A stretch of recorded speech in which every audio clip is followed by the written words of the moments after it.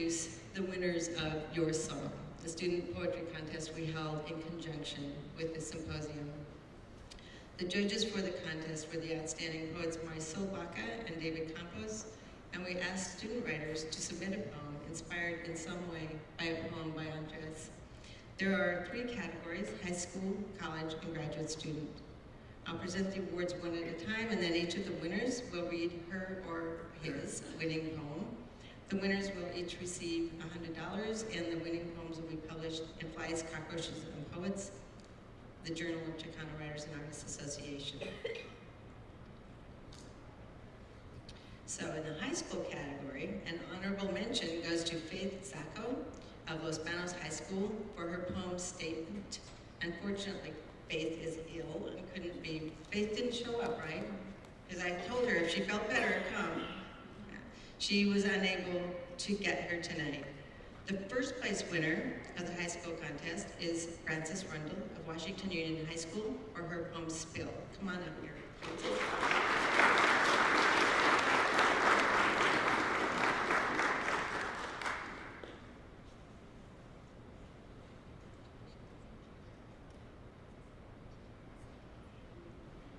And in the undergraduate category, the winner is Sofia Bautista of Fresno City College for her poem Love When You're Beginning.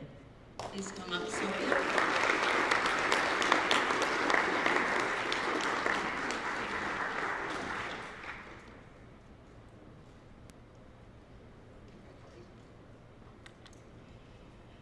And the graduate student winner is Paul Sanchez, a 3rd-year student in the Fresno State MFA program in creative writing. Paul's poem is titled The Ice River and Ultramaria. And now we get to hear these 3 winning poems. Frances Rundle, why don't you go first?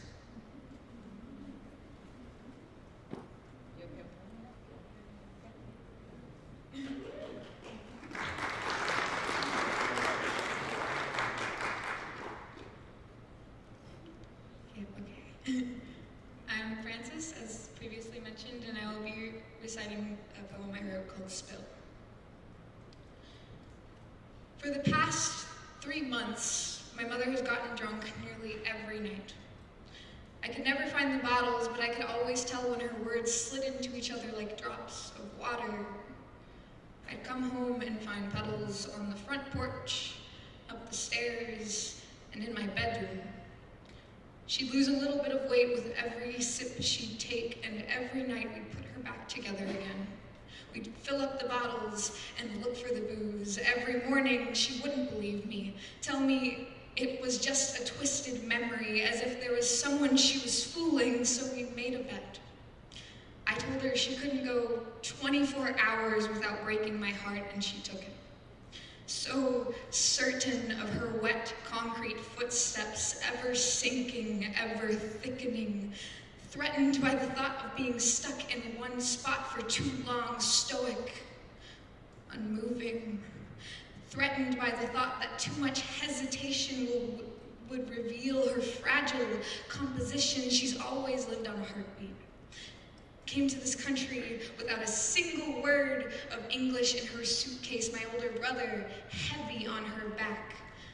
She filled every page of our photo albums with tropical rain, till it came out of our ears, our walls, our tears. When I came home that night, the house was flooded to my knees. I had to wade through the living room, not sure how much of this ocean was hers or mine, not sure if losing the bet had made her any less temporary when there was never a lesson to be learned in the first place, not sure if it was my own waves that beat tragically against the ephemeral containment of our surging walls, until she was dripping down the banister, until the whole house creaked and the windows pulled us both onto the lawn, an endless current cascading from the ceiling, until I realized that all our lives, neither my mother or I ever learned how to swim. Thank you.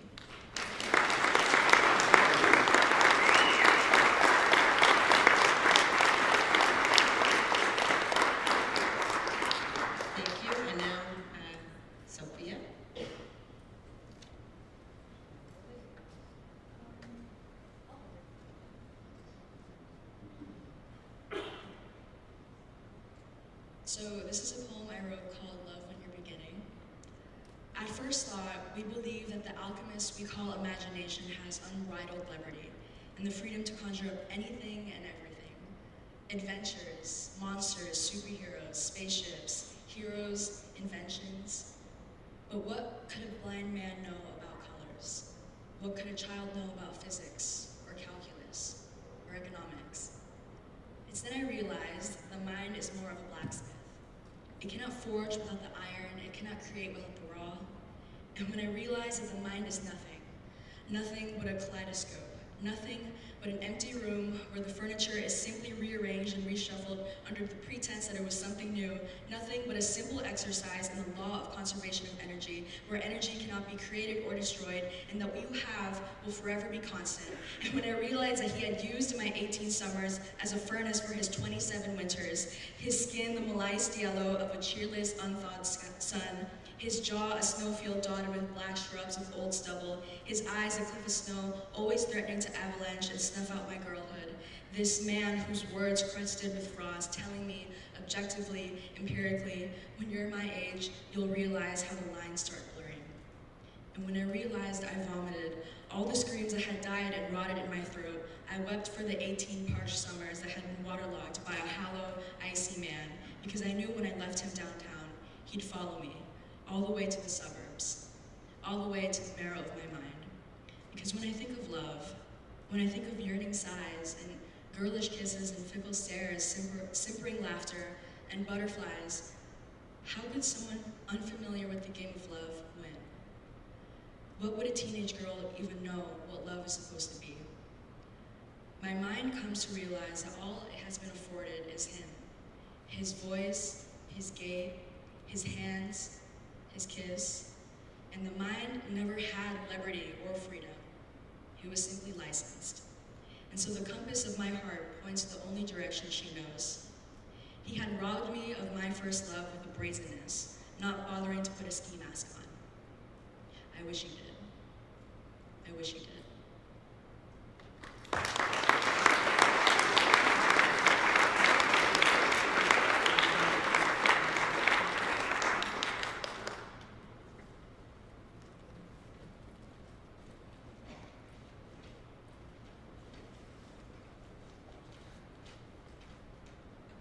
My name is Paul Sanchez, and I'm reading Otra Maria and the Ice Worker.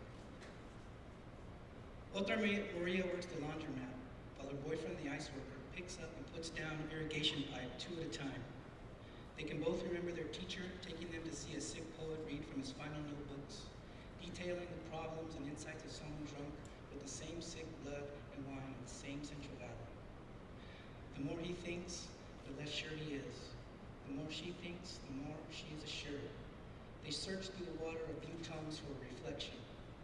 Only this ice worker is left here to remember tonight, and every night, this ice worker is left alone, waiting for an Otra Maria who doesn't work at the laundromat, someone whose boyfriend won't come to take cash from the register, or have to leave her window open for her friends to call through because they just threw a beating on some pobrecito who probably didn't, but then again maybe did deserve it.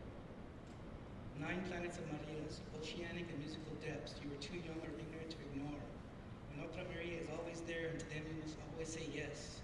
And Otra Maria for those of us whose fastest horse ran the wrong way, those who will stake the underdog and still feel horse kicked right in the chest when you lose. Both hinds thrusting rear without any friction, and a voice from the deep purple apple of her throat.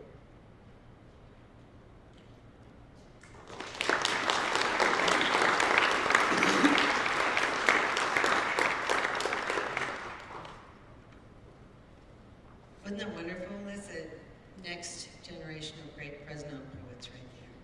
Congratulations to all the winners.